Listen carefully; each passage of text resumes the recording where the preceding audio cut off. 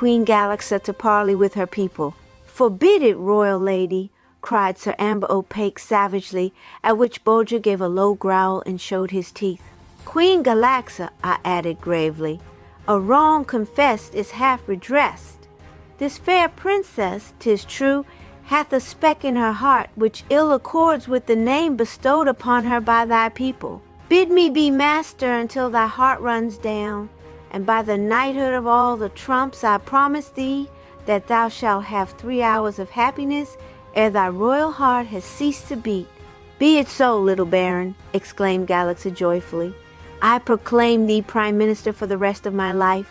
At these words Bulger broke out into a series of glad barks, and, raising upon his hind legs, licked the queen's hand in token of his gratitude, while the fair princess looked a love at me that was too deep to put into words. I had now but a few hours to act. The excitement, so Dr. Nebulosus assured me, would shorten the queen's life a full hour. It had always been my custom to carry about with me a small but excellent magnifying glass, a double convex lens, for the purpose of making examinations of minute objects, and also for reading inscriptions too fine to be seen with the naked eye. Hastily summoning a skillful metalworker, I instructed him to set the lens in a short tube and to enclose that tube within another so that I could lengthen it at my pleasure. Then, having called together as many of the head men of the nation as the throne room would hold, I requested Lord Cornucore to inform them of the confession which Queen Galaxa had made, namely, that in reality, Demoiselle Glowstone was Princess Crystallina, and Princess Crystallina was Demoiselle Glowstone. They were stricken speechless by this piece of information, but when Lord Cornucore went on to tell the whole story and to explain to them why the Queen had practiced this deception 82 upon them, they broke out into the wildest lamentation, repeating over and over again in piteous tones, "A speck in her heart, a speck in her heart, oh dire misfortune, oh woeful day! She never can be our princess if she hath a speck in her heart." By this time my arrangements were complete. I had placed the Princess Crystallina just outside the door of the throne room, where she stood concealed behind the thick hangings, and near her I had stationed Dr. Nebulosus with a large circular mirror of burnished silver in his hand. Calling out in a loud voice for silence, I thus addressed the weeping subjects of Queen Galaxa. "O Mickamankeys, men of Goggle Land, transparent folk, I count myself most happy to be among you at this hour and to be permitted by your gracious queen to raise my voice in defense of the unfortunate princess with the speck in her heart. Being of noble birth and an inhabitant of another world, it was lawful for me to look through the sorrowing princess, and I have done it. Yes, Mickamankeys, I have gazed upon her heart. I have seen the speck within it. Give ear, men of Goggle Land, and you shall know how that speck came there. For it is not, as you doubtless think, a cold black spot within that fair enclosure, clearer than the columns of Galaxa's throne. Oh no, Mickamankeys, 1,000 times no, it is a tiny blemish of reddish hue, a drop of princely blood from the upper world, which I inhabit, and this drop in all these countless centuries has coursed through the veins of 1,000 kings, and still kept its roseate glow, still remembered the glorious sunshine which called it into being. And now, men of Goggle Land, lest you think that for some dark purpose of mine own I speak other than the pure and sober truth, behold, I show you the fair Crystallina's heart in its very life and being as it is, beating and throbbing with hope and fear commingled. Look and judge for yourselves." And with this I signaled to those on the outside of the palace to carry out my instructions. Bulger parts his master from Princess Crystallina.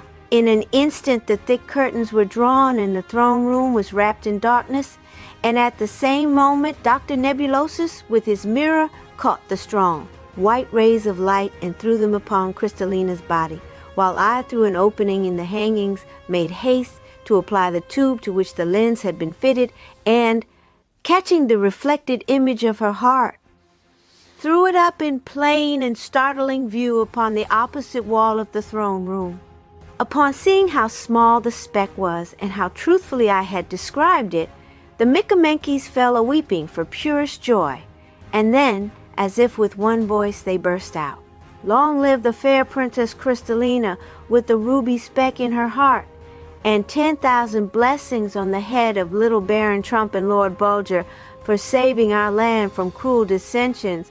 The people on the outside took up the cry, and in a few moments the whole city was thronged with bands of Queen Galaxa's subjects, singing and dancing and telling of their love for the fair princess with the ruby speck in her heart. I had kept my word. Queen Galaxa would have at least 3 hours of complete happiness ere her heart ran down.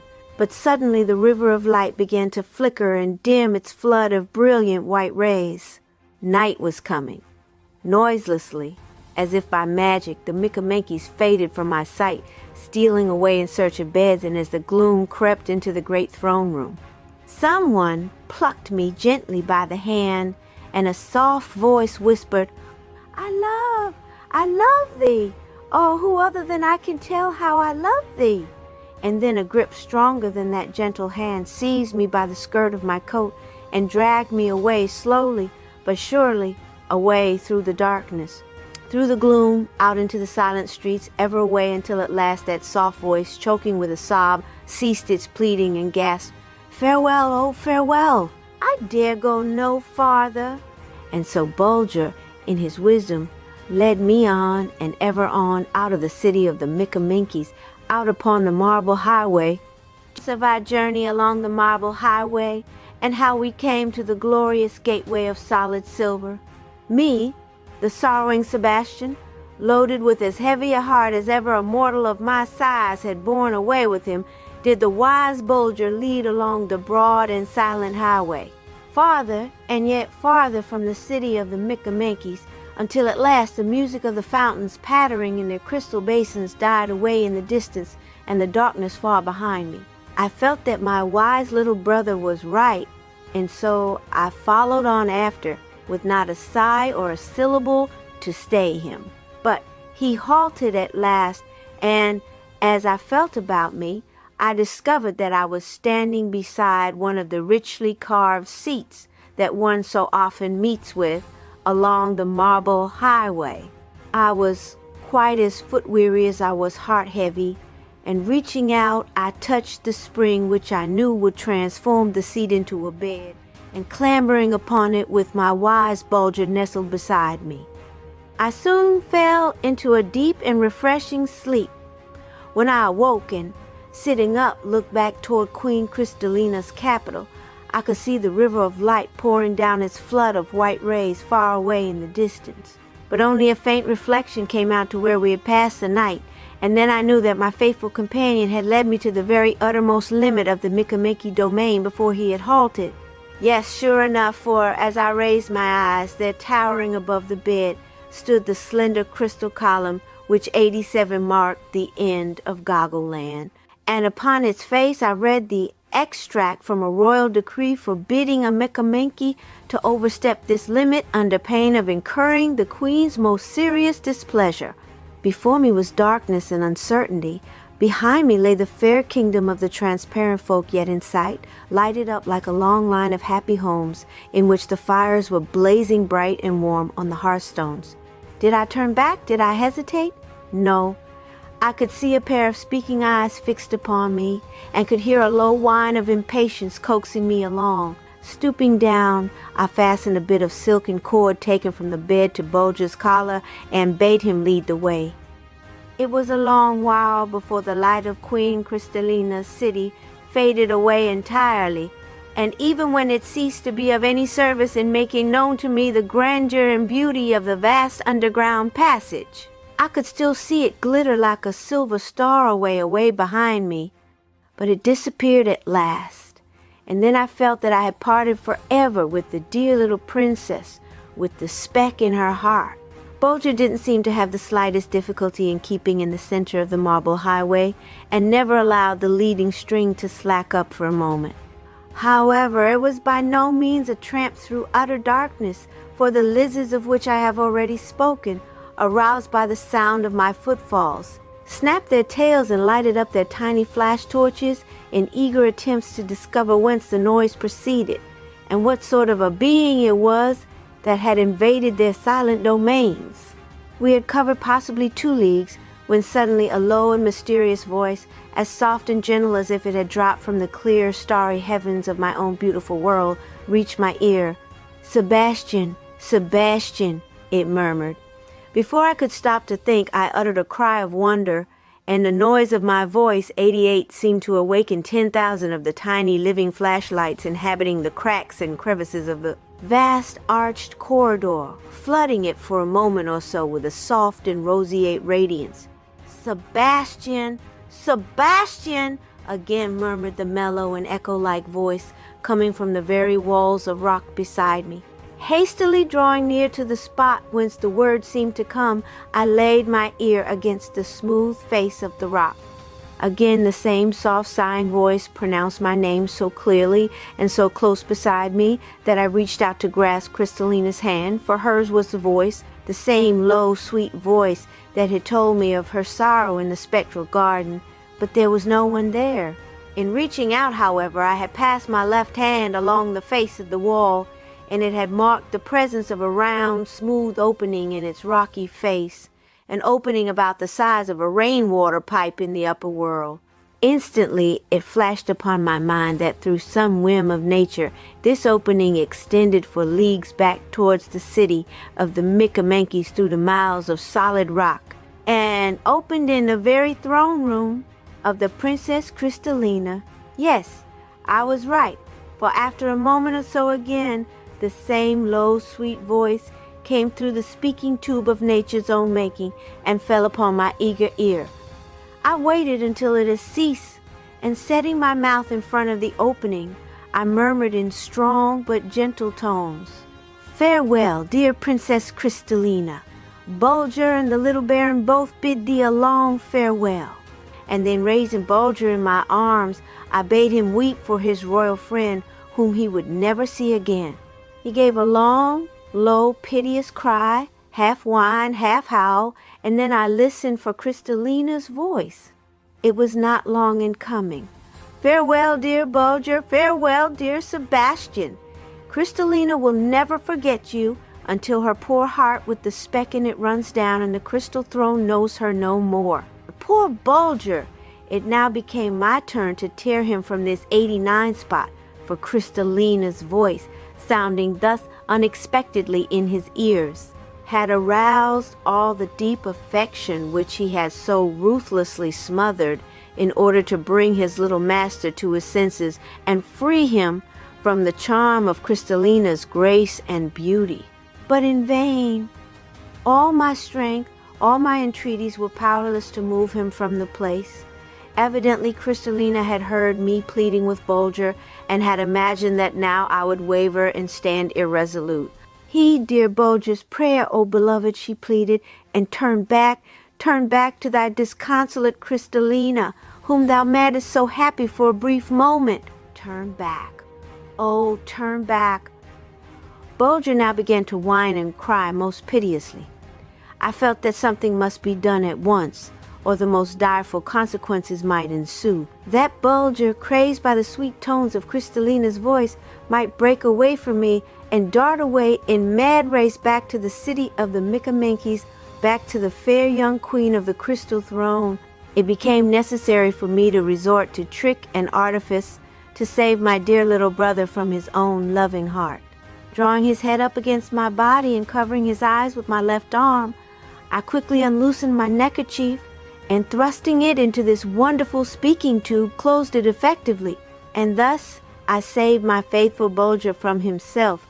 Thus I closed his ears to the music of Crystallina's voice. But it was not until after a good hour's waiting that he could bring himself to believe that his beloved friend would speak no more. After several hours more of journeying along the marble highway, a speck of light caught my eye far on ahead, and I redoubled my pace to reach it quickly. I was soon rewarded for my trouble by entering a wonderful chamber, circular in form with a domed roof. In the center of this fair temple of the underground world sprang a glorious fountain with a mighty rush of waters, which brought with them such a phosphorescence that this vast round chamber was lighted up with a pale yellow light, in which the countless crystals of the roof and sides sparkled magnificently. 90 here we passed the night, or what I called the night, refreshing ourselves with food, which I had brought from the kingdom of the Mickaminkies, and drinking and bathing in the wonderful fountain, which leaped into the air with a rush and a whir, and filled it with a strange and fitful radiance. Upon awaking, both Bulger and I felt greatly refreshed, both in body and mind, and we made haste to seek out the lofty portal opening upon the marble highway, and were soon trudging along it again.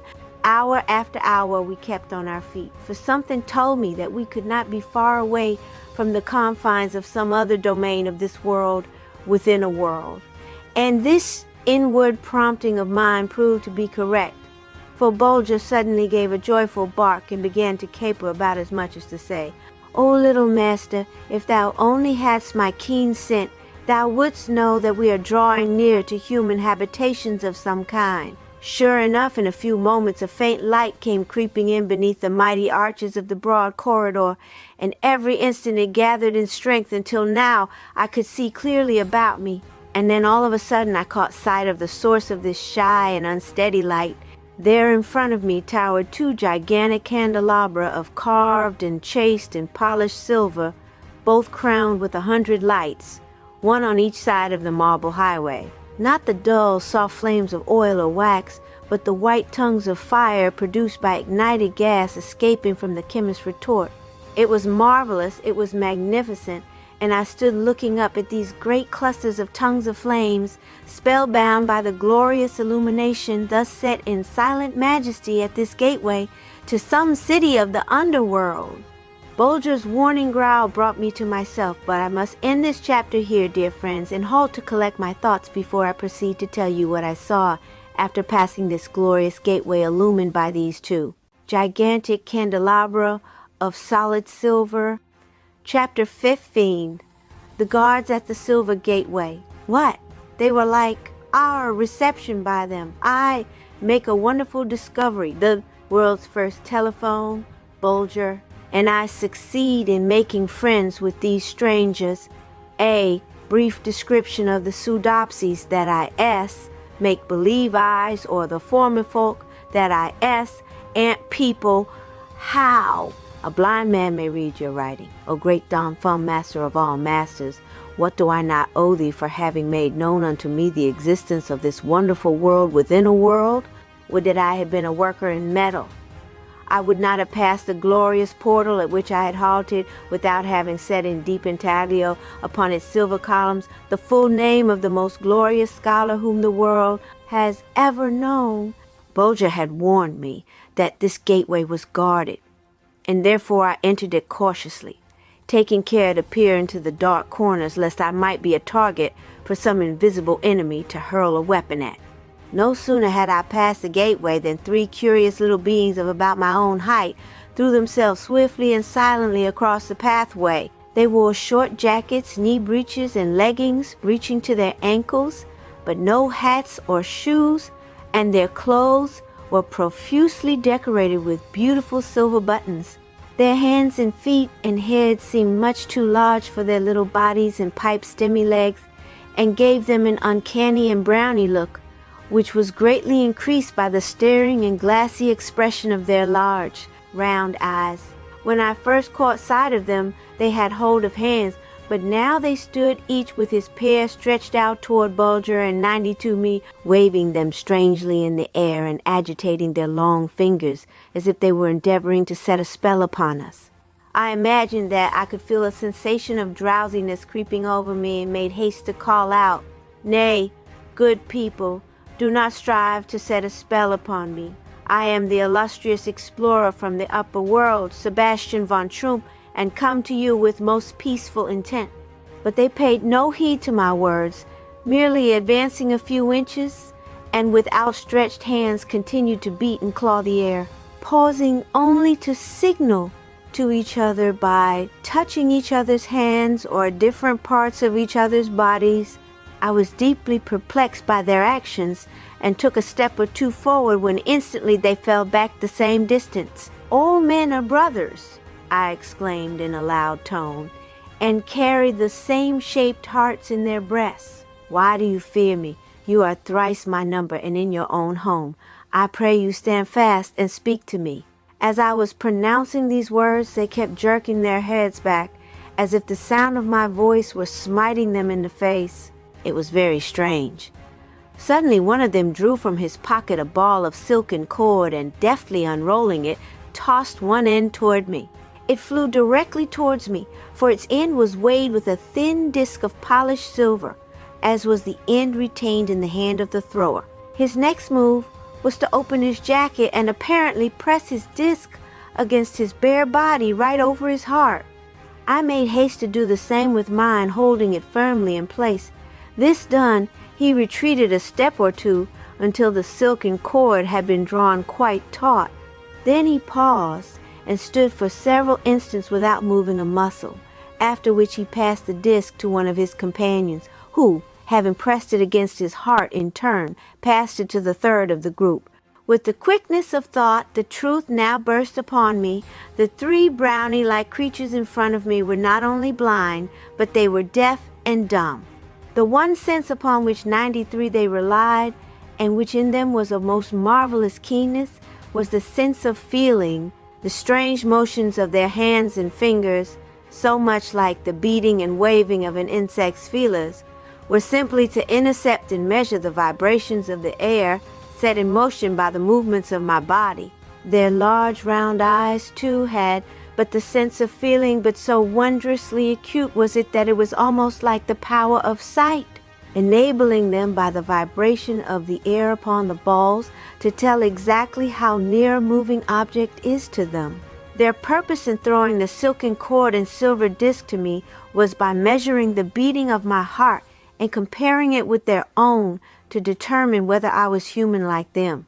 Judge of my astonishment, dear friends, upon seeing one of their number point to the silver disc, and by means of sign language give me to understand that they wanted to feel the heart of the living creature in my company.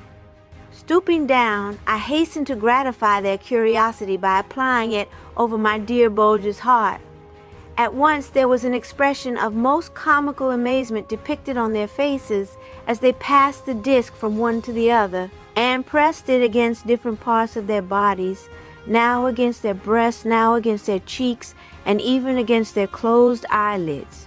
Of course I knew that their amazement proceeded from the rapid beating of Bulger's heart, and I enjoyed their childlike surprise very much. All expression of fear now vanished from their faces, and I was delighted with the look of sweet temper and good humor that played about their features, now wreathed in smiles.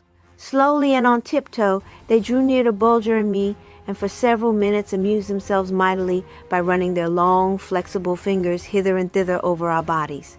It did not take them long to discover that I was to all intents and purpose a creature of their own kind, but not so with Bulger. Their round faces became seamed and lined with wonder as they made themselves acquainted with his, to them, 94 strange build. And ever and anon as they felt him over, would they pause, and in lightning-like motions of their fingers on each other's hands and arms and faces, exchange thoughts as to the wonderful being which had entered the portal of their city. No doubt you are dying of impatience, dear friends, to be told something more definite concerning these strange people among whom I had fallen. Well, know then that their existence had been darkly hinted at in the manuscript of the great master Anfum. I say darkly hinted at, for you must bear in mind that Dong Fum never visited this world within a world, that his wonderful wisdom enabled him to reason it all out without seeing it, just as the great naturalists of our day, upon finding a single tooth belonging to some gigantic creature which lived thousands of years ago, are able to draw complete pictures of him. Well, these curious beings whose city Bolger and I had entered are called by two different names in Don Fum's wonderful book. In some places he speaks of them as the soodopsies, or make-believe eyes, and in others as the formifolk, or ant people. Either name was most appropriate, their large, round, clear eyes being really make-believe ones, for, as I have told you, they had absolutely no sense of sight, while on the other hand, the fact that they were deaf, dumb, and blind and lived in underground homes made them well entitled to the name of ant people. In a few moments, the three soodopsies had succeeded in teaching me the main principles of their pressure language, so that I was, to their great delight, enabled to answer a number of their questions. The formifolk try the beat of the Baron's heart by telephone. But think not, dear friends, that these very wise and active little folks, skilled in so many arts, have no other language than one consisting of pressures of different degree made by their fingertips upon each other's bodies. They had a most beautiful language, so rich that they were able to express the most difficult thoughts, to give utterance to the most varied emotions. In short, a language quite the equal of ours in all respects save one. It contained absolutely no word that could give them the faintest notion what color was. This is not to be wondered at, for they themselves neither had nor could have even the faintest conception of what I meant by color, so that when I attempted to make them understand that our stars were bright points in the sky, they asked me if they would prick my finger if I should press upon one of them. But you doubtless are anxious to know how the formifolk can possibly make use of any other language than that of pressures. Well, I will tell you. Every soodopsy carried at his girdle a little blank book, if I may so term it, the covers being of thin silver plates variously carved and chased as the owner's taste may prompt. The leaves of this book also consist of thin sheets of silver not much thicker than our tinfoil. Also fastened to his girdle by a silken cord hangs a silver pen, or rather a stylus. Now, when a soodopsy wishes to say something to one of his people, something too difficult to express by pressures of the fingertips, he simply turns over a leaf of the silver against the inside of either cover, both of which are slightly padded, and taking up his stylus proceeds to write out what he wishes to say. And this done, he deftly tears the leaf out and hands it to his companion, who, taking it and turning it over, runs the wonderfully sensitive tips of his fingers over the raised writing and reads it with the greatest ease, only of course he reads from right to left instead of from left to right as it was written.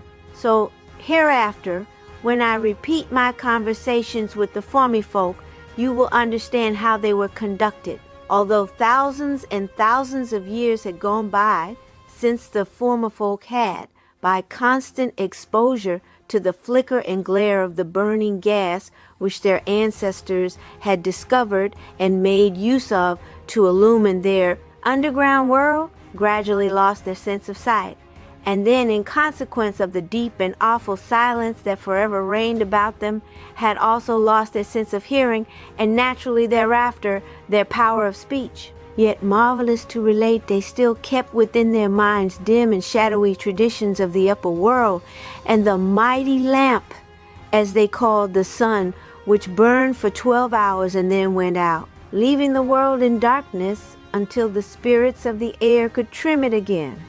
And, strange to say, many of the unreal things of the upper world had been, by the workings of their minds, transformed into realities, while the realities had become the merest cobwebs of the brain. For instance, the shadows cast by our bodies in the sunlight, and forever following at our heels, they had come to think were actual creatures, our doubles, so to speak, and that on account of these dancing specters, as they called them, which dogged 99 our footsteps for our life long, sitting like mar joys at our feasts, it was utterly impossible for the people of the upper world to be entirely happy as they were. And it occurred to them at once that I must have such a double following at my heels, so several times they suddenly joined hands and, forming a circle about me, gradually closed up with intent to lay hold of the dancing spectre. This they did too, after I had assured them that what they had in mind was the mere shadow cast by a person walking in the light. But as they had absolutely no idea of the nature of light, I only had my trouble for my pains. Nor did they give over making every now and then the most frantic and laughable efforts to catch the little dancing gentleman who, as they were bound to think, was quietly trudging along at my heels, but who, so they informed me, was far quicker in his motions than any escaping water or falling object. Finally, they held one of their silent but very excited powwows, during which the thousand lightning-like pressures and tappings which they made upon each other's bodies gave the spectator the idea that they were three deaf and dumb schoolboys engaged in a scrimmage over a bag of marbles, and then they informed me that they had resolved to permit Bulger and me to enter their city provided I would give them the word of a nobleman that I would restrain my nimble-footed double from doing them any harm. I made them a most solemn promise that he should behave himself, whereupon they greeted both Bulger and me as brothers, stroking our hair, patting our heads, and kissing me on the cheeks, and what was more, they told us their names, which were Long Thumbs, Square Nose, and Shaggy Brows. All this time I had been every now and then casting anxious glances on ahead of me, for I was dying of impatience to enter the marvelous city of the ant people. I say marvelous, dear friends, for though many had been the wonderful things I had seen in my lifetime in the faraway corners of the upper world, yet here was a sight which, as it 100% gradually unfolded itself before my eyes, shackled my very heart and caused me to gasp for breath. It was with no little surprise at the very outset that I discovered that the walls and floor of the beautiful passage through which the soodopsies were leading Bulger and me were of pure silver, the former being composed of polished panels ornamented with finely executed chasings and carvings, and the latter, as had in fact all the floors and streets and passages of the city, having upon their polished surfaces slightly raised characters which I will explain later. But as one passage opened into another, and then four or more all centered in a vast circular chamber which we traversed with our three silent guides, only to enter chambers and corridors of greater size and beauty, all brilliantly lighted by rows of the same glorious candelabra upholding clusters of tongues of flame. I could compare the scene to nothing save a series of magnificent ballrooms and banquet halls, out of which the happy guests had been suddenly driven by the deep and awful rumble of an earthquake shock. The lights having been left burning, now the scene began to change. Long Thumbs, who was leading the way, and in whose large palm my little hand lay completely lost, suddenly turned to the right and led me up an arched way. I saw that we were crossing a bridge over a stream as black and sluggish as Leith itself. But such a bridge! Never had my eye rested upon so light and airy a span, springing from bank to bank, not the plain and solid work of the stonemason, but the fair and cunning result of the metalworker's skill, like the labor of love, delicate yet strong, and almost too beautiful for use. 2 rows of silver lamps of exquisite workmanship crowned its gracefully arching sides, and when we stood upon its highest bend, Long Thumbs halted and wrote upon his tablet, "Now, little baron, we are about to enter the dwelling place of our people. Thy head is large, and there is no doubt much of wisdom stored away in thy brain. Make such use of it as not to disturb the perfect happiness of our nation, for no doubt many of our people will be suspicious of thee. And for the first time in thousands of years, a soodopsy will lay him down to sleep, and in his dreams feel the touch of the dancing specter of the upper world." I promised Long Thumbs that he should have no reason to be dissatisfied with me, and then making an excuse that I was aweary, I feasted my eyes for several moments upon the glorious scene spread out before me. It was the city of the formifolk in all its splendor, a splendor, alas, unseen by, unknown to, the very people dwelling in it, for to them its silver walls and arches, its endless rows of glorious candelabra uplifting their countless clusters of never-dying jets of flame, its exquisitely carved and chiseled portals and gateways, its graceful chairs and settees and beds and couches and tables and lamps and basins and ewers, and thousands of articles of furniture, all in purest silver, hammered or wrought by the cunning hands of their ancestors while they still were possessed of the power of sight, could only be known to these, their descendants, by the sole sense of feeling, from the lofty ceilings of corridors and archways, from the jutting ornaments of the house fronts, from cornice and coping, from the four sides of columns, and from the corners of cupolas and minarets. Here and there and everywhere hung silver lamps of more than oriental beauty of form and finish, all with their never-dying tongues of flame sending forth a soft though unsteady light to fall upon sightless eyes. But yet these countless flames, by the aid of which I was enabled to gaze upon the splendor of this city of silver palaces, were life, if not light, to the soodopsies, for they warmed these vast subterranean depths and filled them with a deliciously soft and strangely balmy air.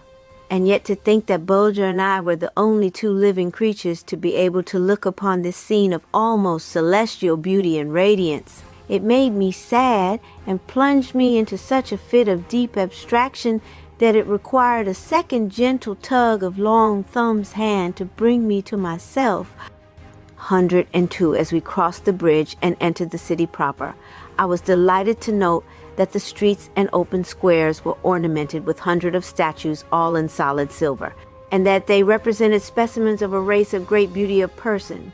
And then it occurred to me how fortunate it was that the soodopsies could not gaze upon these images of their ancestors and thus become living, witnesses of their own woeful falling away from the former physical grace of their race.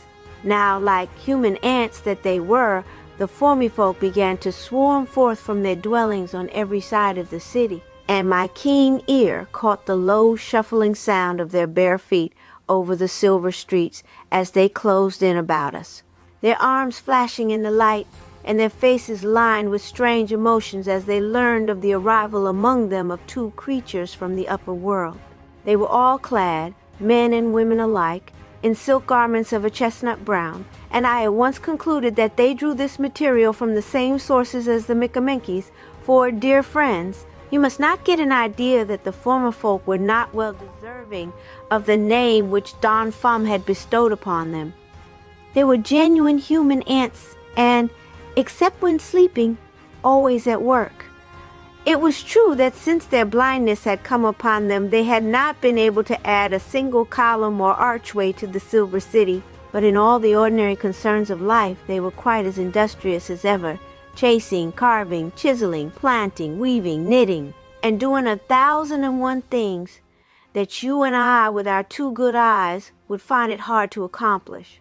I had made known to Long Thumbs the fact that Bulger and I were both very tired and weary from our long tramp, and that we craved to have some refreshment set before us, and then to be permitted to go to rest at once, promising that after we had had several hours' good sleep, we would take the greatest pleasure in being presented to the worthy inhabitants of the Silver City.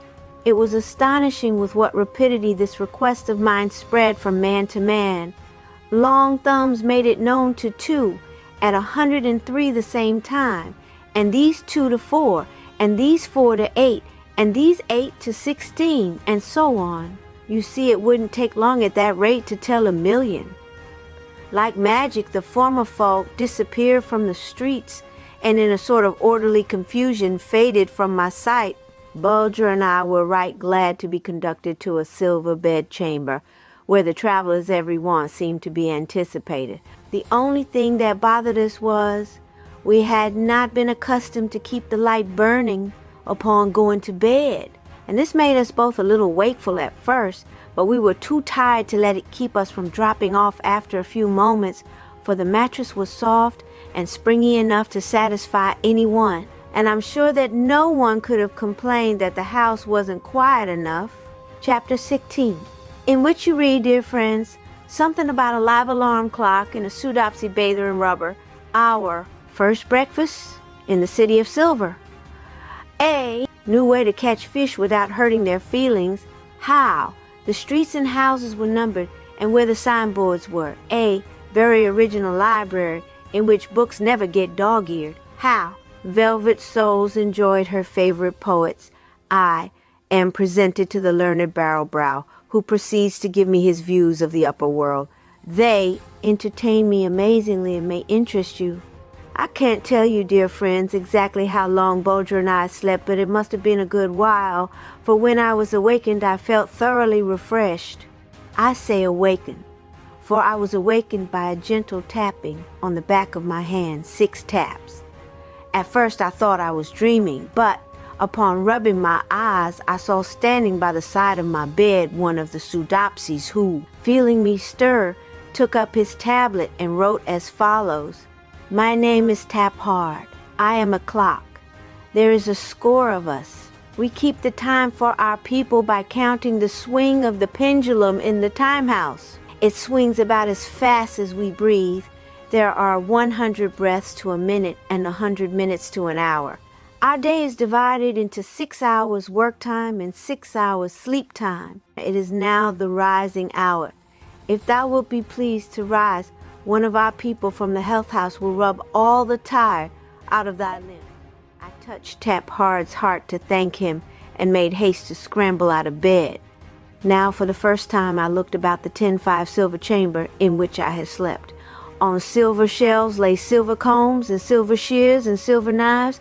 On a silver stand stood a silver ewer within a silver basin. On silver pegs hung silken towels, while spread upon the silver floor lay soft silken rugs, and above and around on ceiling and walls the tongues of flame were 1,000 times repeated in the panels of burnished silver.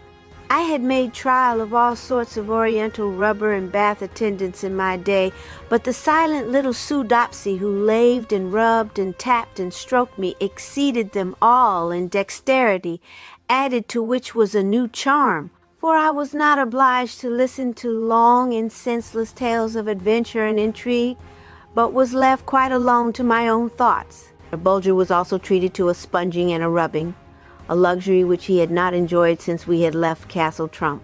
My toilet was no sooner completed than Long Thumbs made his appearance to inquire after my health and to superintend the serving of my breakfast, which consisted of a piece of most delicate boiled fish flanked with oysters of delicious flavor and trimmed with slices of those monstrous mushrooms which I had eaten among the Mickaminkies, the whole served in a beautiful silver dish on a silver tray with silver eating utensils. Remembering the strange way in which the fish were caught and killed in the land of the Mickaminkies, I was curious to know how the soodopsies managed it, for I knew enough of them to know that the sensation of anything struggling for its life in their hands would suffice to throw them into fits of great suffering, to fill their gentle hearts with nameless terror. At the end of one of the many corridors leading out of our city, explained Long Thumbs, there is a rocky chamber which was called by our ancestors Uphaslok, or the death hole. Any being which breathes its air for a few moments is sure to die, so they closed it up forever, leaving only a small pipe projecting through the door. But, strange to say, those who breathe this air suffer no pain whatever, but presently drop off 106 into a pleasant dream, and, unless they be rescued, would of course never wake again. Now, as our laws forbid us to cause any pain to the most insignificant creature, it occurred to our ancestors that by means of a long pipe they could turn this poisoned air into the river whenever they wanted a supply of fish for food. This they did, and strange to say, the moment the fish felt the gas bubbling into the river, they at once swam up to the mouth of the pipe and struggled with each other for a chance to catch the deadly bubbles as they left its mouth. So pleasant a sensation do they cause as they gradually plunge, the creature breathing them into his last sleep. And in this way it is we are enabled to feed upon the fish in our river without breaking the law of the land. I began to understand that I had fallen in with a very original and interesting folk, But Bulger was not altogether pleased with them, for several reasons, as I soon observed.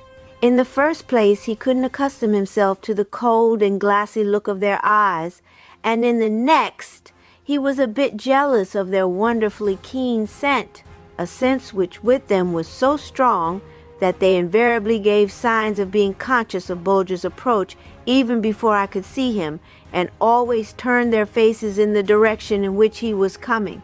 You will remember, dear friends, that I mentioned the fact that the formifolk went barefoot, and that their feet as well as their hands seemed altogether too large for their bodies, and I wish to add that while Bulger and I were being led through the long corridors and winding passages on our way into the City of Silver, the three soodopsies frequently half halted and seemed to be feeling on the floor for something with the balls of their feet. I thought no more about it until Bulger and I started out for our first stroll through their wonderful town when, to my great delight, I made the discovery that the numbers of the houses, the names of the occupants, the names of the streets, as well as all signboards, so to speak, and all guideposts, were in slightly raised letters on the floors and pavements. And then the truth dawned upon me, that Long Thumbs and his companions were simply halting now, then to read the names of the streets with the balls of their feet in order to know if they were taking the right road. 107. Barrelbrow engaged in reading 4 books of tea once. 109A. More than this, dear friends. The first time Bulger and I passed through one of the open squares of the City of Silver, you may imagine my satisfaction upon the discovery that the silver pavements were literally covered with the writings of the soodopsy authors in raised characters. Now, in Don Fum's wonderful book, he had, in his masterly manner, given me the key to the language of the formifolk, so that with very slight effort, I was able to make the additional discovery that some of the streets were given up to the writers of history and some to story writers, while others were filled with the learned works of philosophers, and others still contained many thousands of lines from the best poets which the nation had produced. And I had very little difficulty in discovering which were the favorite poems of the soodopsies, for, as you may readily suppose, these were polished like a silver mirror by the shuffling of the many thankful feet over their sweet and soulful lines. I noticed that the writings of the philosophers in this, as in my own world, found few readers, for the raised letters were, in many cases, tarnished and black from lack of souls trampling over them in search of wisdom. Somewhat later, when I had become acquainted with Velvet Souls, the daughter of Long Thumbs, a gracious little being as full of inward light as she was blind to the outer world, and she invited me to come for a read. I had a hard task of it in persuading her that I could not remove what she called my ridiculous footboxes, and join her in enjoying some of her favorite poems. It was to me a delicious pastime to accompany this happy little maiden when she went for a read, to walk beside her and watch the ever-varying expression of her beautiful face as the soles of her tiny feet pressed the 110 words of love and hope and joy, and her heart expanded, and she clasped her hands in attitudes of blissful enjoyment, seemingly just as deep and fervent as if the blessed sunlight rested on her brow, and her eyes were drinking in the glory of a summer sunset. O dwellers in the upper world, with the light streaming into the windows of your souls, with your ears open to the music of pipe and flute and violin, and to the sweeter music of the voice of love. How much more have ye than she, and yet how rarely are ye as happy, how rarely do ye know that sweet contentment which, as in this case, came from within.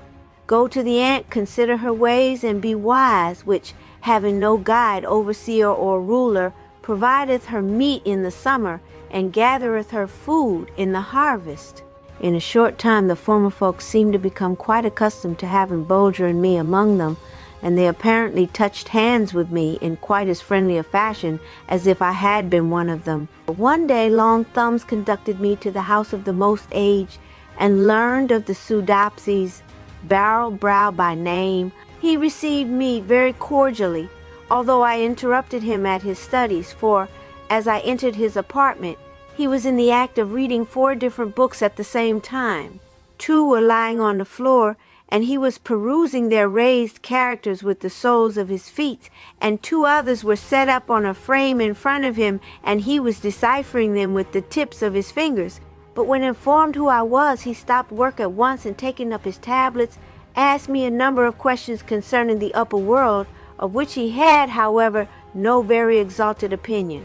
"You people," said he, "if I understand correctly, the ancient writings of those of our nation who still preserve certain traditions of the upper world are endowed with several senses which are utterly lacking in us. I am happy to say, for if I understand correctly, ye have in the first place a sense which ye call hearing, 111, a most troublesome sense. For by means of it ye are being constantly disturbed and annoyed by vibrations of the air coming from afar. Now, they can be of no possible good to you. You might as well have a sense that would inform you what was going on in the moon. Therefore, my conclusion is that the sense of hearing only serves to distract and weaken the brain.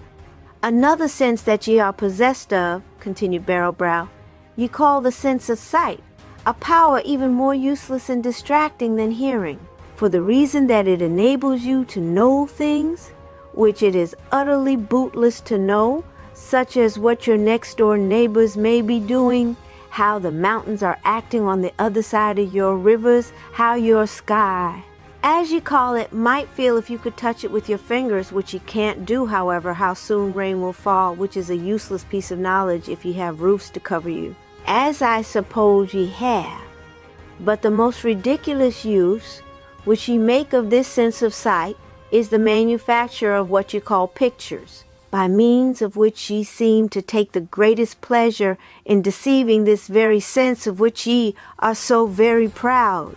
If I understand correctly, these pictures, if felt of, are quite as smooth as that panel there, but so cunningly do ye draw the lines and lay in the colors, whatever they may be, that ye really succeed in deceiving yourselves and stand for hours in front of one of these bits of trickery, when ye might, if ye chose, feast your eyes, as ye call it, upon the very thing which the trickster has imitated. Now, as life is much shorter in the upper world than in ours, it seems very strange to me that ye should wish to waste it in this foolish manner. Then there is another thing, little Baron," continued the learned Barrowbrow, "which I wish to mention. It is this: the people of the upper world pride themselves very much upon what they term the power of speech, which, if I understand correctly, is a faculty they have of expressing their thoughts to each other by violently expelling the air from their lungs, and that this air, rushing into the ventilators of the brain, which ye call ears, produces a sensation of sound 112, as ye term it, and in this way one of thy people standing at one end of the town might make his wishes known to another standing at the other end. Now, thou wilt pardon my thinking so, little Baron, but this seems to me to be not a whit above the brute creature which, opening its vast jaws, thus sets the air in motion and calling its young or breathing defiance at an enemy. And if I understand correctly, little Baron, so proud are thy people of this power of speech that they insist upon making use of it at all times and upon all occasions. And strange to say, these talkers can always find plenty of people to open their ears to these vibrations of the air, although the effect is so wearying to the brain that in the end they invariably fall asleep. But if I understand correctly, the women are even fonder of displaying their skill in thus puffing out the air from their lungs than the men are. But that not satisfied with this superior power of puffing out the words, they actually have recourse to a potent herb which they steep in boiling water and drink as hot as possible on account of its effect in loosening the tongue and allowing the talker to do more puffing than she could otherwise. But all this, little Baron, continued the learned Barrowbrow, might be overlooked and regarded in the light of mere amusement were it not for the fact, if I understand correctly, that brain ventilators being of different sizes in different persons, the consequences that these puffs of air which you use to make known your thoughts to each other produce different effects upon different persons. And the result is that the people of the upper world spend half their time repeating the puffs which they have already sent out, and that even then thou canst rarely find two people who will agree exactly as to the number, kind, strength, and meaning of the puffs blown into each other's brain ventilators, and that therefore has it become necessary to provide what ye call judges to settle these disputes which often last for lifetimes. The two parties spending their entire fortunes hiring witnesses to come before these judges and imitate the sound which the air made when it was set in motion years ago by the angry puffs of the two parties. I sincerely trust, little baron, wrote the learned Barrowbrow on his tablet of silver, that when thou returnest to thy people, thou wilt make known to them what I have written for thee today. For it is never too late to correct a fault, and the longer that fault has lasted, the greater the credit for correcting it. I promised the learned Soodopsy to do as he requested, and then we touched each other on the back of the head, which is the way they say goodbye in the land of the formifolk. A touch on the forehead meaning, how d'ye do? Chapter Teeth. Early history of the Soodopsies as related by Barrowbrow. How they were driven to take refuge in the underworld, and how they came upon the marble highway. Their discovery of natural gas which yields them light and warmth, and of nature's magnificent treasure house. How they replaced their tattered garments and began to build the city of silver. The strange misfortunes that came upon them, and how they rose superior to them, terrible as they were. And no doubt, dear friends, you would be glad to hear something about the early history of the Soodopsies, who they were, where they came from, and how they happened to find their way down into the world within a world. At least this was the way I felt after I had been presented to the learned Barrowbrow, and so the next time I called upon him, I waited patiently for him to finish reading the 4 books in front of him, and then I said, Be pleased, dear master, to tell me something concerning the early history of thy people, and to explain to me how they came to make their way down into this underground world. Ages and ages ago, wrote the learned Barrowbrow, my people lived upon the shores of a beautiful land with a vast ocean to the north of it, and in those days they had the same senses as the other people of the upper world.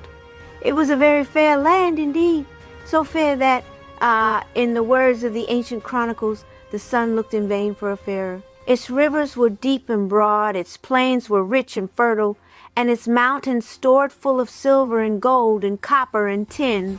And so 115 easily mined were these metals that our people became famous as metal workers, so deft in their workmanship that the other nations from far and near came to us for swords and shields and spearheads and suits of armor and table service and armlets and bracelets, and above all for lamps most gloriously chased and carved to hang in their palaces and temples. And so we were very happy, until one terrible day the great round world gave a twist, and we were turned away from the sun, so that its rays went slantingly over our heads and gave us no warmth. Ah me, I could weep now, exclaimed the learned Barrowbrow, after all these centuries, when I think of the cruel fate that overtook my people. In a few months the whole face of our fair land was covered with ice and snow, and our cattle died, and many of our people too, before they could weave thick cloth to keep their delicate bodies from the pinching cold. But this was not all. The great blue ocean, which had until then dashed its warm waves and white foam up against our shores, now breathed its icy breath full upon us, driving into our cellars to escape its fury. And in a few brief months, to our horror, there came drifting down upon us fields and mountains of ice, which the tempestuous waters cast up against our shores with deafening crash. To remain there meant death, swift and terrible. So the command was given to abandon homes and firesides and escape to the southward, and this most of them did. But it so happened that several hundred families belonging to the metalworking guilds, who knew the underground passages to the mines as foresters know the pathless wood, had taken refuge in the vast underground caverns with all the goods they could carry, poor deluded creatures. They thought that this sudden coming of the winter blast, of the blinding snow and vast floating fields of ice was but a freak of nature, and that in a few months the old warmth and the old sunshine would come back again. Alas, months went by and their supply of food was almost exhausted, and the entrances to the mines were closed by 116 gigantic blocks of ice cemented into one great mass by the snow which the gray clouds had sifted down upon them. There was now no escape that way. Their only hope was to make their way underground to some portal to the upper world. So, with lighted torches but with hearts plunged in the darkness of despair, they kept on their way when one day or one night, they knew not which, their leaders suddenly came upon a broad street of marble, opened by nature's own hands. It was skirted by a softly flowing river that swarmed with fish and scales and shells and skin, and here our people halted to eat and drink and rest, and while one of their number was striking his flint on one occasion to make a fire to cook a meal, to his surprise and delight a tongue of flame darted up from the rocky floor and continued to burn, giving light and warmth to them. As they had brought their tools, their drills and chisels and files and gravers and blowpipes, with them in their carts and wagons, they made haste to fit a pipe to this opening in the rock and set up a cluster of lights. With food and water and warmth and light, their hearts grew lighter, especially as they soon discovered that in many of the vast caverns, gigantic mushrooms grew in the wildest profusion. The wisest of them, continued the learned Barrowbrow, at once made up their minds that there must be reservoirs of this gas farther along on this beautiful marble highway. So, day by day, they pushed farther into this world within a world, halting every now and then to set up a lighthouse, as they called it. After advancing several leagues, the exploring party, upon lighting a cluster of gas jets, were stricken almost speechless with wonder at finding themselves upon the very sill of a towering portal opening into a succession of vast chambers, some with flat ceilings, some arched, some domed, upon the floors and walls of which lay and hung inexhaustible quantities of pure silver.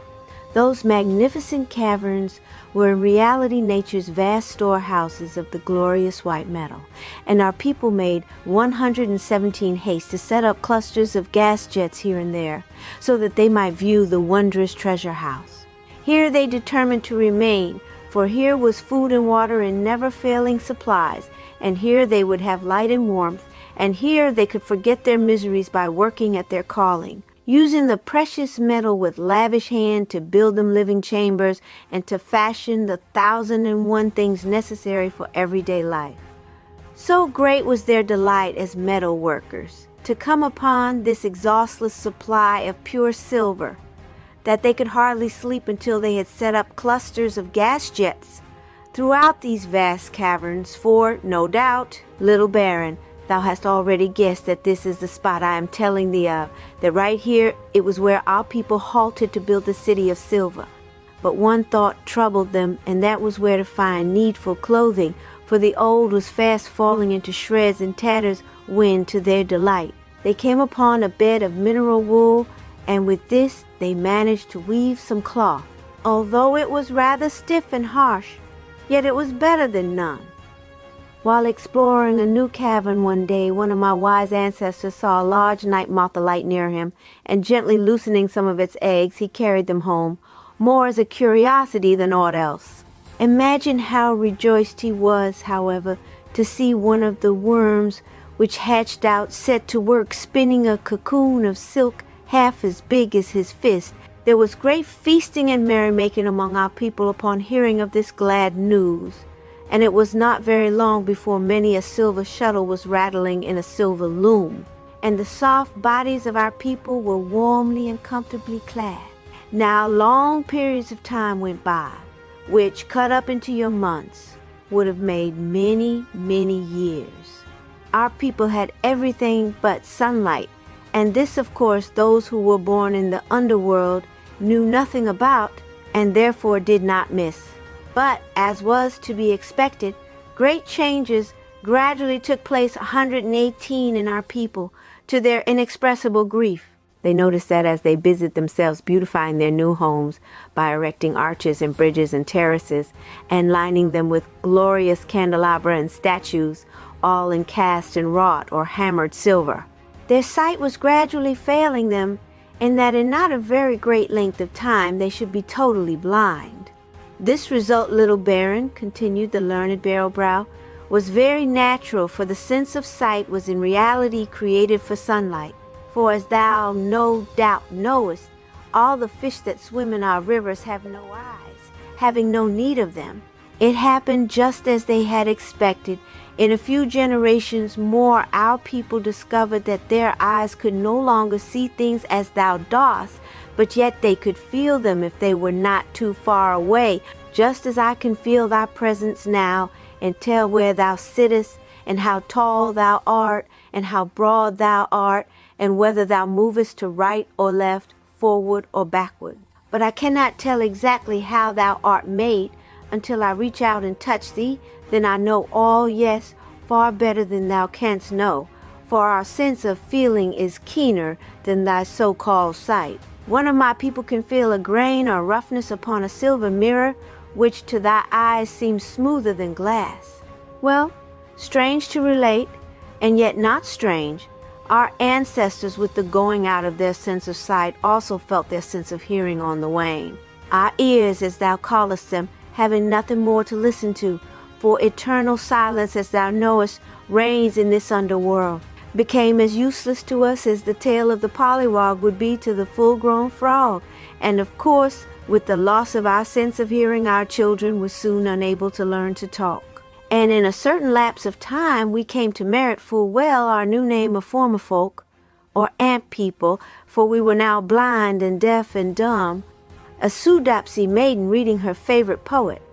It is long, very, very long, little Baron, continued the learned soodopsy, since all recollection of sunlight, of color, of sound died out of our minds.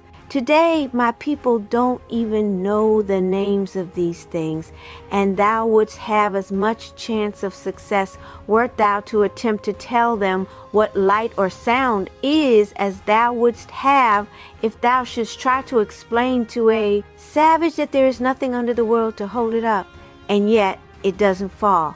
But if thou shouldst lay several pieces of metal in a row and ask one of my people to tell thee what they were, he would try the weight of each and feel its grain carefully, possibly smell them or touch his tongue to them. And then he would make answer, that is gold, that is silver, that is copper, that is lead, that is tin, that is iron. But thou wouldst say, they all are differently colored, canst not perceive that? I know not what thou meanest by color, he would reply, but mark me, now I hide them all beneath this silken kerchief, and still by touching them with my fingertips I can tell what metal each one is. If thou canst do it, then art thou as good a man as I. What sayest now, little Baron? Asked the learned Barrowbrow, while his face was wreathed in a smile of triumph. Dost think thou wouldst be as good a man as this soodopsy? Nay, indeed, I do not, wise master, wrote I upon my silver tablet, and I thank thee for all thou hast told me and taught me, and I ask leave, O Barrowbrow, to come again and converse with thee. That thou mayest, little Baron, traced the learned soodopsy upon his silver tablet, and then as I turned to leave his chamber he reached quickly after me and touched me with a bent forefinger, which meant return. Thy pardon, little Baron, he wrote, but thou art leaving my study without thy faithful Bulger, am I not right? I was astounded, for indeed he was right, and though without the sense of sight, he had seen more than I with two good eyes wide open. There lay Bulger fast asleep on a silken-covered hassock. Our silent conversation had so wearied him that he had sailed off into the land of Nod on the wings of a dream. He hung his head and looked very shamefaced when my call aroused him, and he discovered that I had actually reached the doorway without his knowing it. Chapter X begins with something about the little soodopsies, but branches off on another subject, to wit, the silent song of singing fingers, the fair maid of the city of silver. Barrowbrow is kind enough to enlighten me on a certain point, and he takes occasion to pay Bulger a very high compliment, which of course he deserved. The longer I stayed among the soodopsies, the more did I become convinced that they were the happiest, the lightest-hearted, the most contented human beings that I had met in all my travels. If it were possible for the links of a long chain suspended over a chasm to be living, thinking beings for a short while, it seems to me they would hang together in the most perfect accord, for each link would discover that he was no better than his neighbor, and that the welfare of all the other links depended upon him and his upon theirs. So it was with the formifolk. Having no sense of sight, they knew no such thing as envy, and all hands were alike when reached out for a greeting. I was amazed at times to see how they could feel my approach when I would be 10 or 15 feet away from them, and I often amused myself by trying to steal by one of them in the street. But no, it was impossible. A hand would invariably be held out for a greeting. Little by little, they got over their distrust of me and made up their minds that I had told them the truth when I said that no dancing specter was forever following at my heels. One of the most interesting sights was to see a group of soodopsy children at play, building houses with silver blocks, or playing a game very much like our dominoes. On 124, I noticed that they kept no tally. Such wonderful memories had they that it was quite unnecessary. At first, the children were so frightened upon feeling of me that they fled with terror pictured upon their little faces. Their parents explained to me that I made very much the same impression upon them as if I should feel of a person whose skin was as rough as a sea urchin's. When at last I succeeded in coaxing several of them to my side, I was astounded to see one little fellow who had by chance pressed his tiny hand against my watch pocket spring away from me terror-stricken. He had felt it tick and didn't stop running until he had reached his mother's side. His wonderful tale that the little baron carried some strange animal around in his pocket soon caused a crowd to collect about me, and it was some time before I could persuade even the parents that the watch was not alive, and that it was not the little animal's heart which they felt beating. On one occasion, when a little soodopsy was sitting on my lap with his tiny arm twined affectionately around my neck, I happened to make some remark to Bulger when, to my amazement, the child sprang out of my arms and darted away with a look of terror upon his little face. What had I done to him? Why, it seems that by the merest chance his tiny hand had been pressed against my throat, and that he had been terrified by feeling the strange vibration caused by my voice.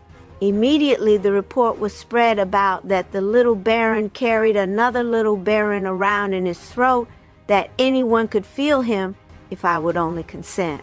It took me a long while to convince them that what they felt was not another little baron, but merely the vibration caused by my expelling my breath in a way peculiar to the people of the upper world. But all the same, I was obliged to say many hundreds of useless things to Bulger in order to give their little hands a chance to feel something so wonderful. 125. From the little I have told you about the names of the formifolk, dear friends, you have no doubt understood that their names took their rise from some physical quality, defect, or peculiarity. Besides the names I have already mentioned, I remember sharp chin, long nose, silk ears, smooth palms, big knuckle, nail off, hammer fist, soft touch, hole in cheek or hole in chin dimple, crooked hair cowlick, and so on, and so on. But to my amazement, one day, when asking the name of a young girl whose long and delicate fingers had attracted my attention, I was informed that her name was Singing Fingers, or possibly I might translate it Music Fingers. I had noticed that the soodopsies had some idea of music, for the children often amused themselves dancing, and while so engaged, beat time with their fingertips on each other's cheeks or foreheads. But I was completely in the dark as to what they meant by singing fingers, or why the young girl should have been so named. Hence was I greatly pleased to hear the maiden's mother ask me whether I would like to feel one of her daughter's songs, as she termed it.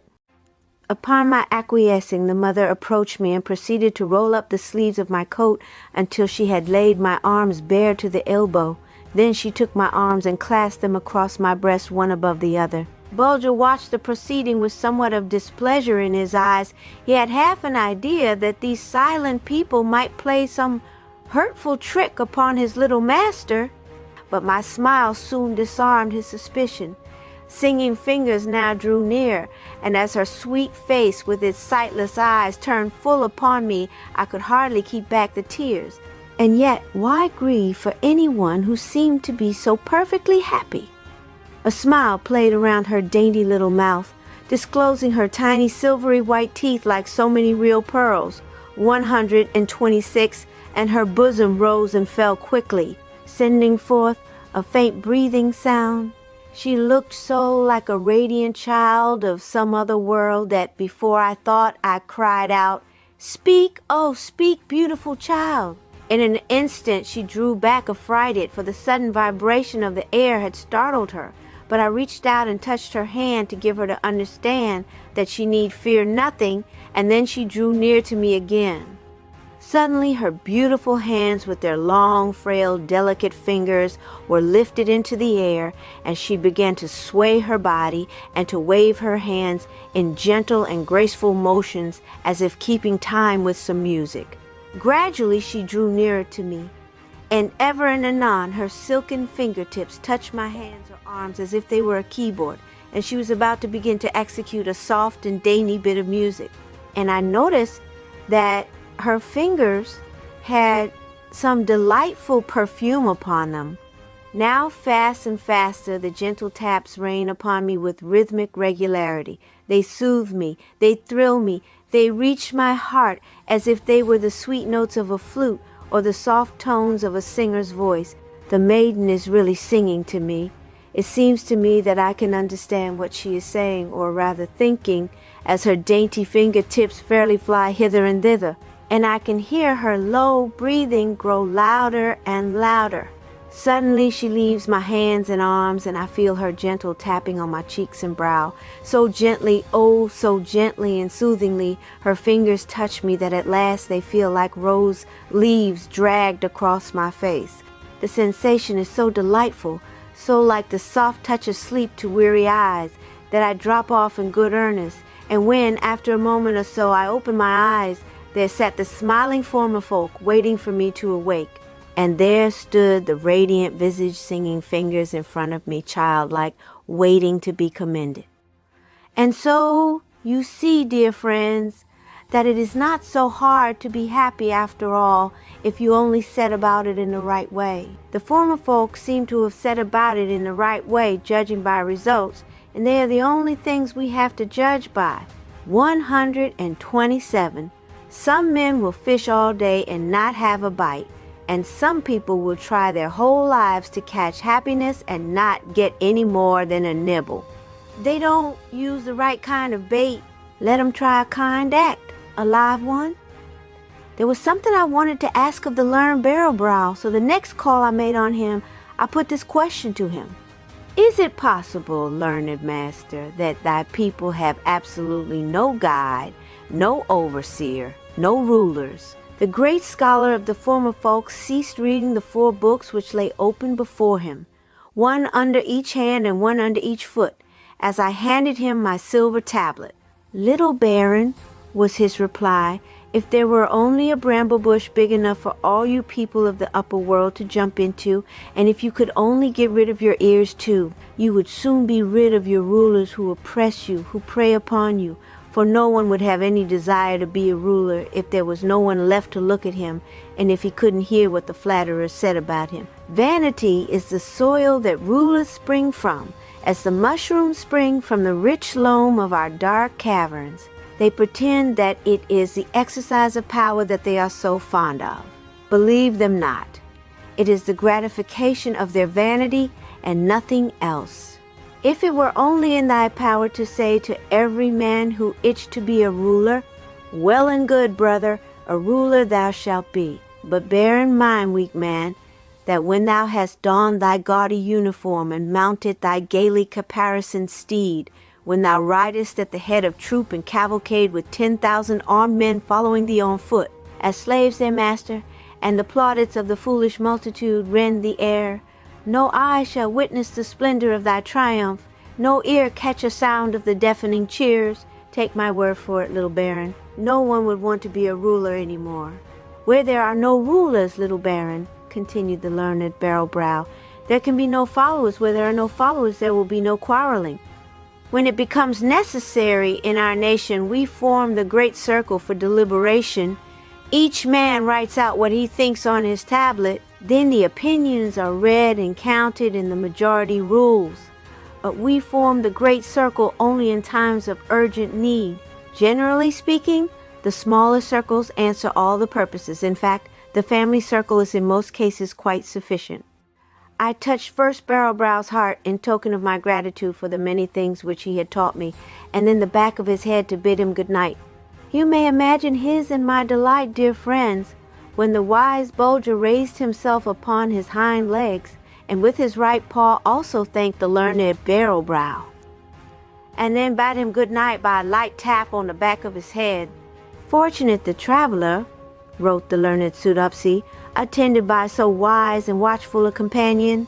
True, like a child, he goes on all fours, but by so doing he brings his heart and his brains on the same level, the only way for a man to wear them if he would do his fellow creatures any good. The trouble with thy people in the upper world, little baron, is that they think too much. They clasp minds instead of clasping hands. They send messengers with gifts instead of giving themselves. They hire people to dance for them, to sing for them, to be merry for them. They will not be satisfied until they have hired people to help them be sorry, to whom they may say, my friend is dead, I loved him. Weep 3 whole days for him. Chapter 6. This is a long and a sad chapter. It tells how dear, gentle, pouting Lip was lost, and how the Soodopsies grieved for him in whom they suspected, Bulger. Gives us striking proof of his wonderful intelligence, which enables me to convince the Soodopsies that my dancing specter did not cause Pouting Lip's death. The true tale of his terrible fate. What follows my discovery? How a beautiful boat is built for me by the grateful Soodopsies, and how Bulger and I bid adieu to the land of the make-believe eyes. 'Twas the custom in the City of Silver to touch all around, as it was called, before going to rest. The touch all around began in a certain quarter of the city and passed with wonderful rapidity from man to man. Exactly how it was done I never could understand, but the purpose of the mysterious signaling was to make an actual count of all the formifolk. If a single one were missing, it would be most surely discovered by the time the touch all around had been completed. It proceeded with lightning-like rapidity throughout the city, and then, if no return signal was made, the people knew that everyone was in his proper place, that no Soodopsy had lost his way or fallen ill in some unfrequented passage. I don't think that I had more than dropped off to sleep when I was aroused by Bulger's gentle tugging at my sleeve. Rubbing my eyes, I sat up in bed and listened. Instantly my ear caught that faint shuffling sound, which was always perceptible when any number of the formifolk were hurrying hither and thither over the polished silver pavement. I sprang out of bed and rushed to the door, Bulger close at my heels. What a strange sight confronted me! I could compare it to nothing save to the appearance of a large ant-hill when some mischievous boy suddenly drops a stone among the crowd of petty, patient, plodding people peacefully pursuing their work. In an instant all is changed, lines are broken, workmen jostle workmen, order becomes disorder, regularity is changed to confusion. Hither and thither the affrighted creatures rush with waving feelers, seeking for the cause of the mad outburst of terror. So it was with the formifolk as I looked out upon them. With outstretched hands and tremulously moving fingers, they rushed from side to side, jostling and bumping one another, while a nameless dread was depicted upon their upturned faces. Anon a group would halt, join hands, and begin to exchange thoughts by lightning-like pressures, tappings, and strokes, when others would dash against them, break them apart, and confusion would reign greater than ever. But gradually I noted that some sort of order seemed to be coming out of the movements of this mad throng. Here and there, groups of 3 and 4 would form and clasp hands. Then these smaller circles would break and form into larger ones. And I noted too that this ever-increasing circle was formed on the outside of the panic-stricken crowd. And as it grew, it shut them in, so that when a fleeing soodopsy hurtled up against this steady line, his terror left him at once, and he took his place in it. In a few moments, the madly pushing, jostling throng had disappeared entirely, and the whole city was girt round about by these long, steady lines. The great circle had been formed. After half an hour, the deliberation was completed, and to my surprise, the great circle broke up into squads and companies of 4s and 6s and 10s, and then each disappeared slowly and steadily with lockstep, passing out of the city into the dark or only partially lighted chambers and passages that surrounded it. The search for the missing soodopsy had been begun, the gigantic tortoise that devoured Pouting Lip. 133. It was hours before the last squad had returned to the square, and the great circle had been formed again. Alas! The news was sad indeed. There came no tidings of the missing man. He was lost forever, and with clasped hands and slow and heavy step, the grieving formifolk made their way back to their homes, where the sighing women and children were awaiting their coming. As Bulger and I went back to bed again, it almost seemed to me as if I could hear at times the deep and long-drawn sighs that escaped from the gentle breasts of the sorrowing soodopsies. I noticed a very touching thing on the following day. It was that every man, woman, and child in the city of Silver grieved for the lost soodopsy as if he were actually brother to each of them. Love was not as with us in the upper world, a thing bestowed upon those in whom we see our own faces repeated, and in whose voices we heard our own ring out again, sweet and clear as in our childhood. In other words, a love almost of our very selves. Oh no! While it was true that a mother's touch was most tender to her own child, yet no little hand stretched out to her went without its caress. She was mother to them all. To her they were all beautiful, and as their little frocks were all woven in the same loom, there never could come into her mind a temptation to feel whether a rich neighbor's child was playing with hers, and that therefore it ought to receive a more loving caress. In that portion of the city where the children had their playgrounds, the silver pavement was in some places marked off with raised lines and letters, something after the manner of our hopscotch, for the purpose of a game which was very popular with the little soodopsies. Its name is hard to translate, but it meant something like little bogeyman, and many an hour had Bulger and I stood there watching these silent little gnomes at play, fascinated by the wonderful skill which they would display in feigning the drawing 134 near of the little bogeyman, their hiding from him, his stealthy approach, the increasing danger, the attack, the escape, the new dangers, wild flight, and mad pursuit. Fancy, therefore, my astonishment one morning to note that Bulger was coaxing me thither, although the place was quite deserted, the children being all at their lessons. But as it was a rule of mine always to humor Bulger's whims, I went patiently along. In a moment, as we came to the spot where the pavement was marked off and inscribed as I have explained, he halted and with an anxious whine began to play the game of the little bogeyman, turning every now and then to see what effect his actions had upon me. He made no mistakes. As he entered each compartment, he rested his paw upon the raised letters as he had so often seen the children do with their little bare feet, and then mimicked with wonderful fidelity their actions, beginning with the first scent of danger and ending with mad terror at the close pursuit of the bogeyman. I was more than surprised. I was bewildered by this piece of mimicry on Bulger's part.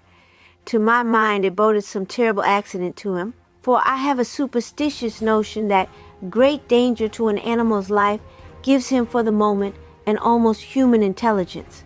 It is nature caring for her own. But all of a sudden the real truth in this case burst upon me. It was not my dear little brother giving me to understand that some peril was threatening him, but that some danger was hanging over my head, the more real in that it was unseen and unsuspected by me. I called him to me and rewarded him with a caress. He was overjoyed to note that I had apparently understood him. I now made haste to seek out Barrowbrow. He was surprised to feel my salutation. In a moment or so I had told him all. Nor was he slow in detecting my excitement. He no doubt felt that in the changed character of my handwriting. "Calm thyself, little baron," he wrote. "The wise Bolger has told thee the truth. Thy life is in danger. I had resolved to send for thee this very day to warn thee of it, to bid thee quit the land of the formifolk in all haste. For the notion has spread among our people that it was the dancing spectre at thy heels which caused the death of the gentle pouting lip, who disappeared so mysteriously the other day. I therefore counsel thee that thou make ready at once, and quit our city tomorrow before the clocks rouse the people from their sleep." I thanked Barrowbrow and promised that I would heed his advice, although I confessed to him that I would fain have bided a few weeks longer. There were so many things in and about the wonderful city of silver that I had not seen, but I owed it to the dear hearts of my own world to take the best care of my life, insignificant though it might appear to me. Then again, I felt that it would be madness to attempt to reason with the soodopsies. To them, the dancing spectre at my heels was a real being of flesh and blood, although they had not been able to seize him, and it was really natural for them to suspect that we had made away with Pouting Lip. Calling out to Bolger to follow me, I left Barrowbrow's home, resolved to make one more round of the wonderful city and then pack up some food and clothing and be all ready for a start before the clocks began their tapping. I should explain, dear friends, that, as happens in all cities, the people of this one imagined at times that they hadn't quite elbow room enough, and hence they surveyed other chambers and set up new candelabra within them, in order to chase the cold and dampness away and make them fit for human habitations. In the last one which they had in this way annexed to their fair city, fitting it with a silver doorway and tiling the floor with polished plates of the same beautiful metal, they had discovered a hard mound apparently of rock in one corner, and had resolved that they would come some day with their drills and picks and begin the task of removing this mound. A strange inclination came upon me to visit this new chamber in order to inspect the work of these eyeless workmen and see how far they had proceeded with their task of transforming a cold and rocky vault into a bright, warm, healthy habitation. Imagine my surprise to hear Bolger utter a low growl as we reached the entrance, and I put out my hand to swing the door open, for the soodopsies were not at work there that day, and the place was as silent as a tomb. Glancing through the grating, a sight met my gaze which caused my flesh to creep and my hair to stiffen. What think ye was it? Why, the mound in the corner was rocking and swaying, and from underneath one end issued a loud and angry hissing. I'm no coward, if I do say it myself, but this was just a little too much for ordinary or even extraordinary flesh to bear without flinching. I staggered back with a suppressed cry of horror and was upon the point of breaking into a mad flight when the thought flashed through my mind that the door was securely fastened, and that there would be no danger in my taking another look at the terrible monster thus caged in this chamber. A great snake-like head was now lifted from beneath one edge of the mound on the end of a long, swaying neck. Its great round eyes, big as an ox's, stared with a dull, cold, glassy look from wall to wall, and then, with an awful outburst of hissing, the whole mound was suddenly raised upon 4 great legs, thick as posts, and ending in terrible claws, and borne rocking and swaying into the center of the chamber. What was this terrible monster, and where had it come from? Why, I saw through it all now at a glance. It was a gigantic tortoise, 8 feet long by 5 wide at least, and once an inhabitant of the upper world. Thousands and thousands of years ago, by the coming of the awful fields of ice, it had been forced to fly from certain death by crawling down into these underground caverns. Here, chilled and numbed by the dampness and cold, it had fallen asleep and would have continued to 13-7 sleep on for other ages to come, had not the industrious formifolk lighted the clusters of burning jets of gas in the monster's bedroom. Gradually the warmth had penetrated the roof of shell made thicker by earth and layers of broken rock, which the tooth of time had dropped upon it, and reached his great heart and set it beating again slowly, very slowly, but faster and faster, until he really felt that he had awakened from his long sleep. By a terrible misfortune, pouting lip, the gentle soodopsy had happened to be left behind when his brother laborers quit work, and the new silver doors of the chamber had been closed upon him. Oh, it was terrible to think of, but true it must have been. The poor little soodopsy, shut in by his own eyeless folk in this chamber, which he was helping to beautify by his patient skill, had served to satisfy the hunger of this awful monster after his long ages of fasting. But why, you ask, dear friends, was all this not discovered when the great circle had been formed and the search was made for him? Simply because the monster, after devouring the lost soodopsy, retreated to his nest and drew the dirt and crumbled rock up around him with his gigantic flippers, and went to sleep again, as all gorged reptiles do. So that when the searchers entered the new chamber, all was as they had left it, the mound of rock as they had supposed it to be, in the corner undisturbed. With Bulger at my heels, I now turned and ran with such mad haste to Barrel Brows that the whole city was thrown into the wildest disorder, for of course they had felt me fly past them. With all the quickness I could command, I wrote an account of what I had witnessed, and when Barrel Brow communicated it to the assembled soodopsies, 1,000 hands flew into the air in token of mingled fright and wonder, and a wild rush was made for Bulger and me, and we were well nigh smothered with kisses and caresses. The moment the excitement had quieted down a little, a great circle was immediately formed, and I was honored with a place in it, and when my tablet was passed about, 1,000 hands made signs of assent. My plan was a simple one. It was to make a pipe connection between Uphaslok and the new chamber, and to turn the deadly vapor into the sleeping apartment of the gigantic monster. In this manner, his dispatch would be a happy one, merely a beginning of another one of his long naps, so far as he would know anything about it. This was done at once, care first being taken to make the doors of the new chamber perfectly airtight. I was the first to enter the cavern after the execution of the monster, and found to my delight that my estimate of his length and width was correct almost to an inch. I always had a wonderful eye for dimension and distances. Seeing Bulger raising himself upon his hind legs and make an effort to dislodge something from the wall, I drew near to assist him. Alas! It was dear, gentle, pouting lips' tablet. He had been writing upon it, and as the terrible monster advanced upon him, he had reached up and hung it upon a silver pin on the wall.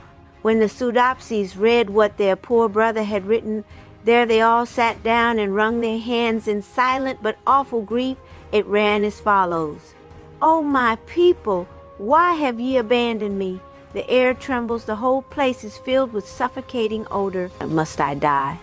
Alas, I fear it. And yet I would so love to feel my dear one's touches once more. The ground trembles, a stifling breath is puffed into my face. I am wearied, almost fainting by trying to escape it. I can write no more. Don't grieve too long over me. It was my fault. I stayed behind when I should have followed. Oh, horrible, horrible. Farewell, I'm going now. A loving touch to all, farewell." After waiting a few days for the grief of the formifolk to 139 lighten a little, I asked them to send a number of their most skillful workmen to assist me in removing the magnificent shell from the dead monster whose body was fed to the fishes. They not only did this, but they also offered to transform the shell into a beautiful boat for me, so that when I resolved to bid them adieu, I might sail away from the city of silver and not be obliged to trudge along the marble highway. The work went on apace. At first the polishers began their task, and in a few days the mighty carapace glowed like a lady's comb. Then the dainty and cunning craftsmen in silver began their part of the work, and ere many days the shell was fitted with a silver prow curiously wrought like a swan's neck and head, while quaintly carved trimmings ran here and there, and a dainty pair of silver sculls with a silver rudder, beautifully chased, from which ran 2 little silken ropes, were added to the outfit. I never had seen anything half so rich and rare, and I was as proud of it as a young king of his throne before he finds it is so much like my ship of shell. At last the day came when I was to bid the gentle soodopsies a long farewell. They lined the shore as Bulger and I proceeded to take our place in the bark of shell which sat upon the water like a thing of life. It was with a great show of dignity that Bulger took his position in the stern with the tiller ropes in his mouth, ready to pull on either side as I might direct. And setting the silver oars in place, I threw my weight upon them, and away we glided swiftly and noiselessly over the surface of the dark and sluggish stream. In a few moments nothing but a faint glimmer was left to remind us of the wonderful city of silver, where the silent formifolk live and love and labor without ever a thought that human beings could be any happier than they.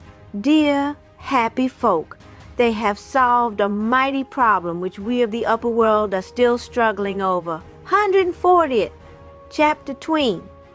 How we were lighted on our way down the dark and silent river. Sudden and fierce onslaught upon our beautiful boat of shell. A fight for life against terrible odds, and how Bulger stood by me through it all. Cold, air, and lumps of ice. Our entry into the cavern whence they came. The boat of shell comes to the end of its voyage. Sunlight, in the world within a world, and all about the wonderful window through which I tea poured, and the mysterious land it lighted. I dare say, dear friends, that you are puzzling your brains to think out how it was possible for me to row away from the wonderful city of the formifolk without running our boat continually ashore. Ah, you forget that the keen-eyed Bulger was at the helm, and that it was not the first time that he had piloted me through darkness impenetrable to my eyes. But more than this, I soon discovered that the plashing of my silver oars kept my little friends, the fire lizards, in a constant state of alarm, and although I couldn't hear the crackling of their tails, yet the tiny flashes of light served to outline the shore admirably. So I pulled away with a will, and down this dark and silent river, for there was a current, although hardly perceptible. Bulger and I were borne along in the beautiful bark of tortoiseshell, with its prow of carved and burnished silver. During my sojourn in the land of the soodopsies, I had one day, while calling upon the learned Barrowbrow, noticed the beautifully carved silver hand lamp of the Pompeian pattern among his curiosities. I asked him if he knew what it was. He replied that he did, adding that it had doubtless been brought from the upper world by his people, and he begged me to accept 141 it as a keepsake.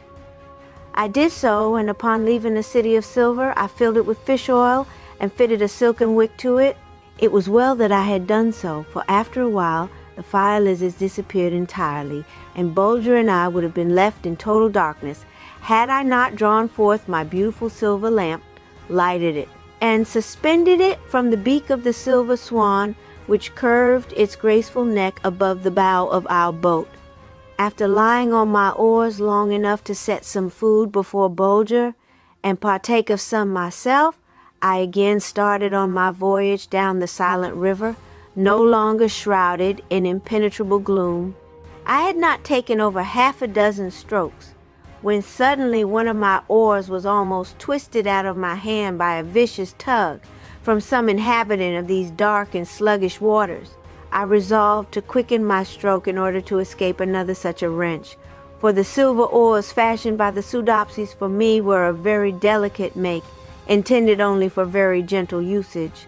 Suddenly another vicious snap was made at my other oar, and this time the animal succeeded in